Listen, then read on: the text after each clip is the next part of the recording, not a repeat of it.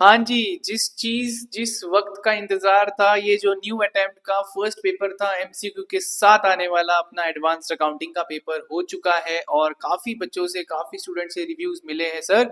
और उसी रिव्यूज के बारे में हम बात करने वाले हैं कि क्या रहा है ये पेपर। सबसे पहली चीज मैं बताना चाहूंगा, ना ये पेपर काफी इजी था ना ये पेपर काफी टफ था, ये मॉडरेट लेवल ऑफ पेपर था जिसमें एमसीक्यू सबसे इजी आए थे। लेकिन लेंदी बहुत था पेपर, लेंदी बहुत था। और एवरेज अटेम्प्ट जो हुआ है ना स्टूडेंट से, एवरेज अटेम्प्ट हुआ है सबसे सिर्फ 70 to 80 के बीच में। तो अगर आपने 70-80 के पास अगर आप आते हो, इवन नियर टू 670, मतलब 65 से भी आगे आप आ जाते हो, तो आपने वैसा ही अटेम्प्ट किया है जैसे मेजोरिटी स्टूडेंट्स ने अटेम्प्ट किया है। और ये क्योंकि फर्स्ट अटेम्प्ट रहा है, जो मॉक टेस्ट के बेसिस पे बच्चे जाते हैं, मॉक टेस्ट का फॉर्मेट देख के जाते हैं, तो यहाँ पे ऐसी चीज हो गई थी कि मॉक टेस्ट का फॉर्मेट आईसीआई ने फॉलो ही नहीं किया।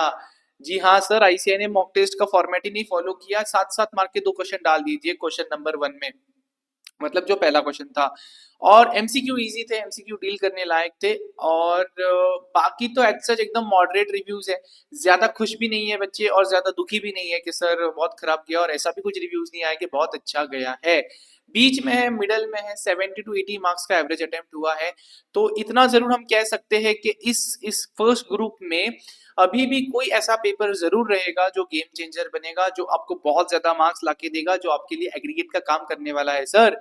तो प्लीज प्लीज प्लीज, अगर आप डिमोटिवेट हो गए हो या फिर आपको लग रहा है कि कम अटेम्प्ट हुआ है, तो प्लीज इस चिंता को छोड़ दीजिए, अगले पेपर की तैयारी में लग जाइए। और वो रहता है ना, मतलब बस उसको नहीं लेके चलना है उस बैकलॉग को।